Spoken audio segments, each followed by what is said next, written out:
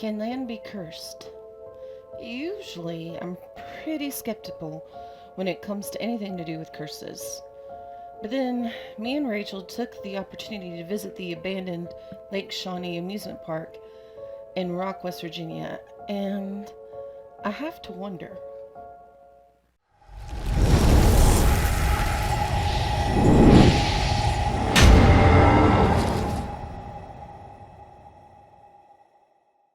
It was the most wonderful time of the year. Spooky time. October. When me and Ray went to visit the old amusement park. We went for the walking tour in the haunted house and decided to stay for the investigation after. It was everything we loved in one beautiful package. A Halloween dream come true. The backdrop couldn't be more perfect, nestled in the hills of West Virginia. The rusty Ferris wheel set near the still waters of the man-made lake. The swings, frozen in time, stood close by, and you could almost hear the laughter of the families who once enjoyed this small little park. People poured in to take the walking tour and get in line for the haunted house. Others met tour guides in the pavilion to get information on the land's history as campfires littered the area, giving that place that perfect fall smoky smell. I was enchanted, to say the least, in all that Halloween wonderfulness. But it was really hard to believe that the land we stood on had seen so much tragedy. The land was originally claimed by the Shawnee Native Americans, but westward expansion soon brought a change to this. In the April of 1774, Mitchell Clay obtained a crown grant from Lord Dunmore, who was the royal governor of Virginia. The grant was for 803 acres, and Clay, his wife, and their 14 children at the time settled down at a place called Clover Bottom, present-day Lake Shawnee. They were the first white settlement in Mercer County, West Virginia, but at this time, West Virginia was still part of the settlements, still part of Virginia. So the Clay family settled here in 1775 and produced a very successful farm. In the August of 1783, the Clay family had already harvested their grain and now wanted to use the grain field to pasture the cattle. But first, they had to build a fence around their harvested grain to make sure the cattle didn't eat it. On this specific day, Mitchell Clay decided to go hunting, while the older brothers, Charles Clay and Mitchell Clay Jr., also left the farm on errands. Whether they were hunting or not, my research was unclear. This left sons Bartley, who was 17, and Ezekiel, who was 16, to work on the fence that would go around the grain stacks. Tabitha Clay, who was 19 or 20, and the older girls were down by the river doing the family wash. Mrs. Phoebe Clay was in the house with the younger children, and everything seemed normal as usual. What they didn't know was that they were being watched. A band of Shawnee had traveled through the territory looking for horses to steal. Stopping for a rest, one of the Indians became interested in the Clay farm and kept watch for a couple days. Seeing that Mitchell Clay and the older boys were away, the group decided to take the scalps of Bartley and Ezekiel as trophies. The Native Americans quietly crept to the edge of the field and shot Bartley dead in the chest while he was working on the fence. Hearing the gunshot, the girls ran for the safety of their home. Their path took them right past Bartley's body, where Tabitha saw one of the Shawnee trying to scalp her brother. Tabitha lunged for a knife on the belt of the Shawnee in hopes to save her brother's body. They began to struggle. In the meantime, the Clays had been called upon by a man named Blankenship. Blankenship and Mrs. Clay witnessed the fight between Tabitha and the Shawnee. Mrs. Clay begged Blankenship to help, but instead he ran off to the settlements on the New River to tell everyone the news that the Clay family had been killed by Indians. Needless to say, he definitely earned a reputation for being a coward. Tabitha lost her battle with the Shawnee man, succumbing to her stab wounds. The group took Bartley and Tabitha's scalp, captured Ezekiel as prisoner, and quickly left the farm. Mrs. Clay gathered the children, and they ran into the woods to the safety of the home of James Bailey, which was 6 miles away. When Mitchell Clay returned, he feared his family was dead or captured, and went to the settlements on the New River for help. There he met with Captain Matthew Farley, where they formed a posse that included Mitchell Clay Jr. and Charles Clay. They headed first to the farm, where they quickly buried the bodies of Tabitha and Bartley. They then went to pursue the Indian group.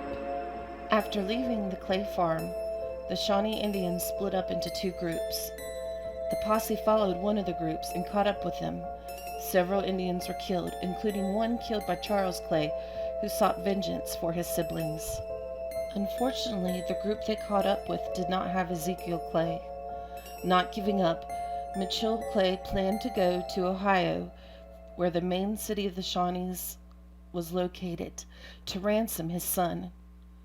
Unfortunately, he was too late. Ezekiel had been tortured and burned at the stake. Afterwards, Miss Phoebe Clay never set foot back on the farm. The family moved closer to the settlements of New River.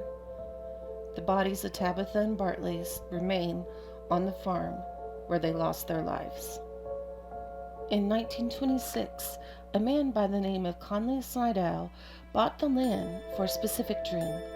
The coal business was booming, and the coal miners and their families needed a place of recreation. Slidell provided this by opening Lake Shawnee Amusement Park. Slidell formed the man-made lake to his liking and then added a pool, which they called the pond. He also added a Ferris wheel, a swing ride, a racetrack, a dance hall, concession stands, and cabins, which the families could rent for $10. Not much is known about the early days of the park, and in fact, I really didn't find as much information as I wanted to. I did find out that they would rent out wool swimsuits to their patrons. And I just can't imagine swimming in wool.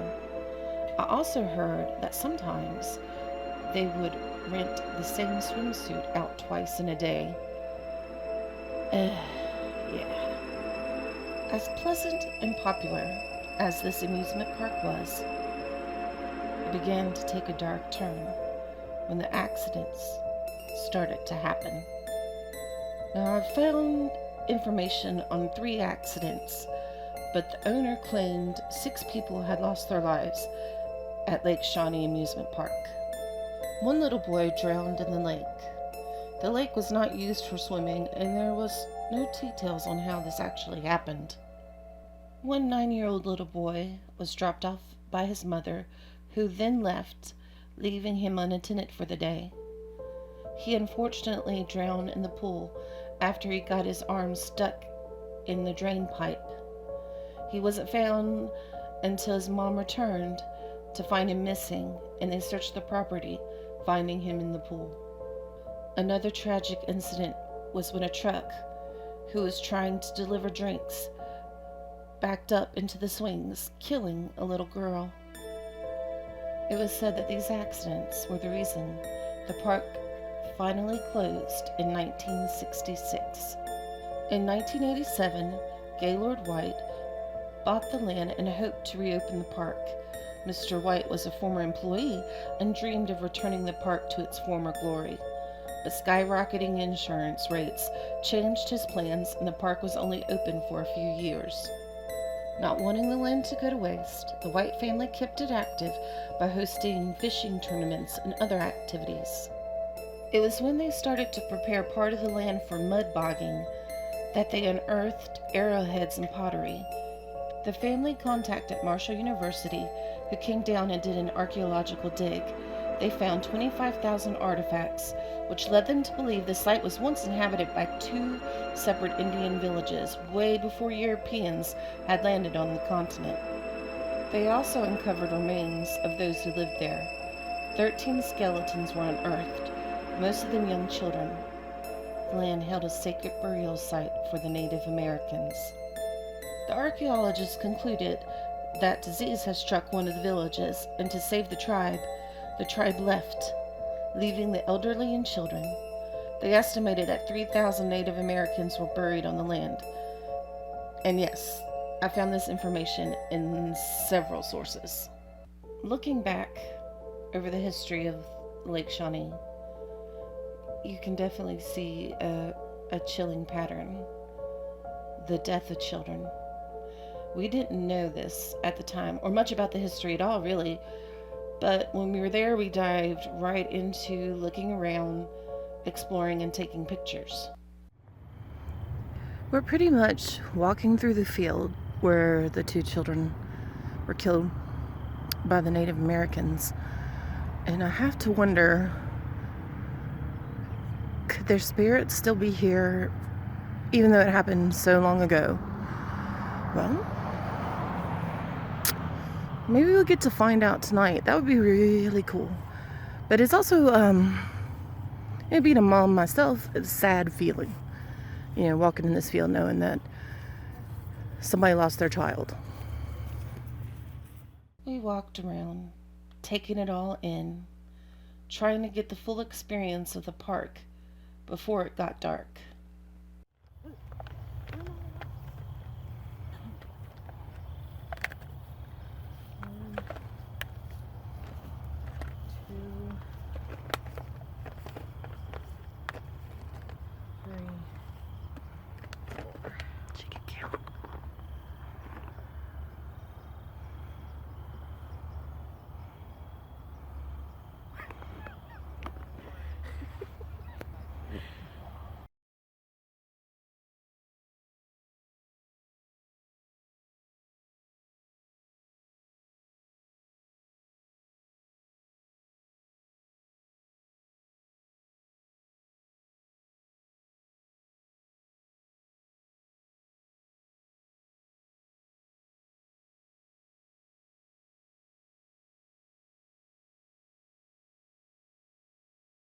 So we were walking around that monument where those girls were, and they got me good.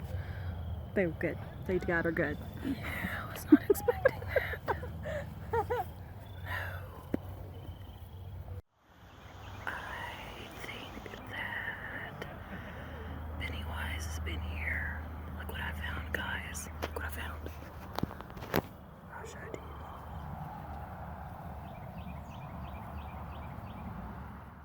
We even got to go through the haunted house, which was a blast, being haunters ourselves. Of everything they had in there, it was the crouching demonic bunny that got me. You just had to be there. It was pretty scary. So yeah, we were just having fun because the investigation would come later. Little did we know, the spirits had other plans. So it's not even dark yet, and we're getting personal experiences. Rachel was over here by This thing right here. Yeah. Can't see it. Move your camera. Move it. Right here. I can't see it.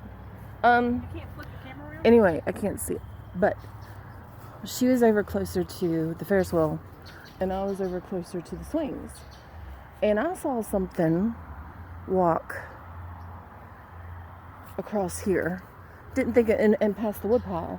Didn't think much of it at all. And then Rachel comes up and is like, I think I just saw something walking by. I heard the footsteps and everything. I was like, huh? I even showed her which way it went, and she's like, what? I said I could hear the footsteps on the footprint, on the leaves. Like, you can hear them just like walking on leaves. Walking like this. No, they were not walking like that. But I saw it was black. It's a black figure that kind of just walked this way. I don't know. We were pumped at this point. We had a personal experience. We were ready to go. All we had to do was wait for the park to close. Then it would begin. Soon the people started leaving, and the wonderful volunteers of the amusement park started their closing routine. We gathered at the pavilion to get our instructions, with the others staying for the investigation. But, me and Rachel, we couldn't stay still. partially from excitement and partially from freezing. It had definitely gotten cold in those West Virginia hills. We both walked down the path to catch the fog rolling off the lake when we caught something interesting.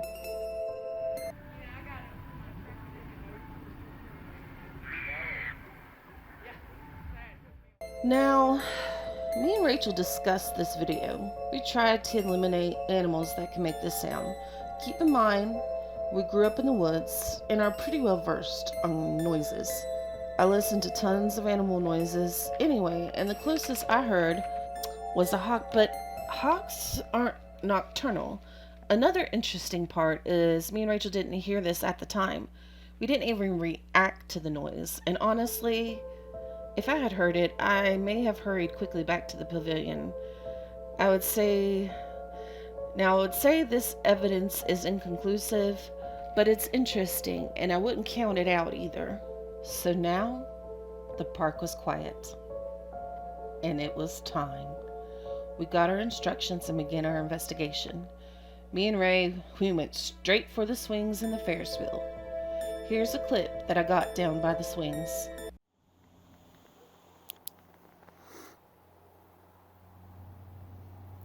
Can you make a swing move?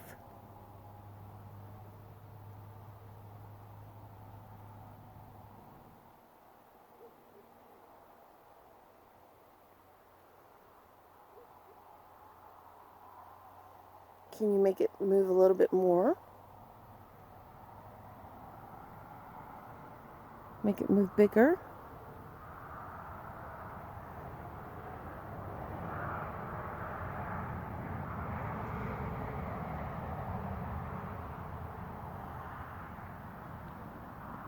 How about the swing beside it? Can you make that swing move?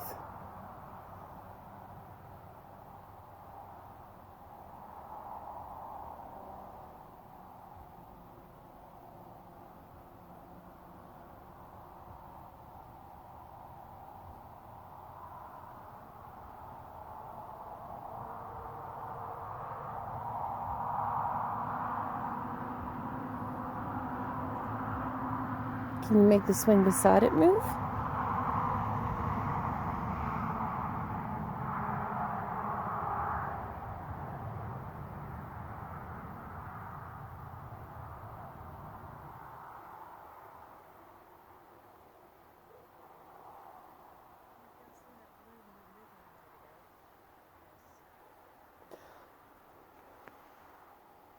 Rachel talking in the background.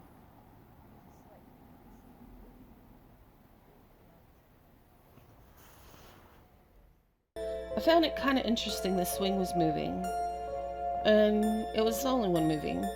Can we say this is the spirit of the little girl? Honestly, no. Could this be a response? It's always a possibility. See, when you get evidence like this, you can go both ways. There can be explanations, but then there can also be possibilities. And this is where evidence review can become quite complicated. After not having any more experiences, we walked across the park where the swings originally stood. It was also close to the haunted house, and from our personal experience, all the energy from a great night of haunting can fuel paranormal activity. This time we decided to use a spirit box, and we only got one response.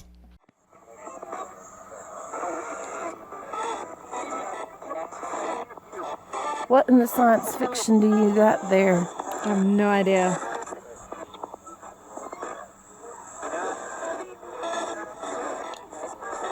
Is it like a spirit box? It's a EMF ghost box. Is there anybody here?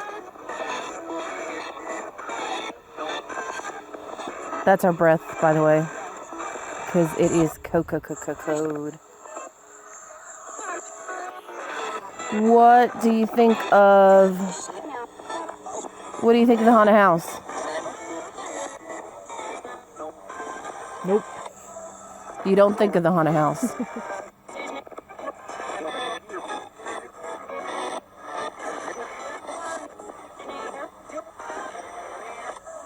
Gotta speak clearly.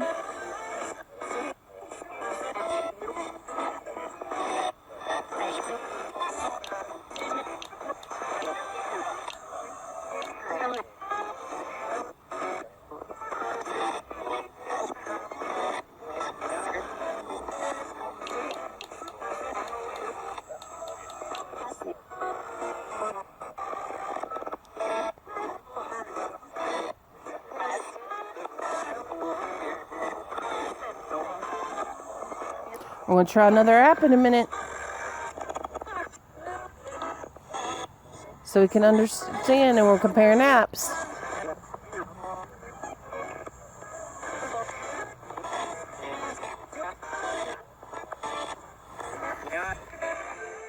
At this point, we were learning just how cold it can be running around the mountains of West Virginia in late October. It was almost painfully cold. So cold it was hard to concentrate. We were supposed to stay the night, but ended up leaving at 4 in the morning to escape the cold. We were a little disappointed that the weather stopped our investigation, but I know our adventures at the abandoned Lake Shawnee amusement park are far from over. When it gets warmer, definitely warmer, we will return and hopefully gain more understanding about this tragic piece of land. If you think Lake Shawnee is cursed, let us know in the comments below. Please like this video and subscribe to our channel and share it to get the word out for us. We would greatly appreciate it. Look in the future for our next chapter at Lake Shawnee. And as always, thank you for watching.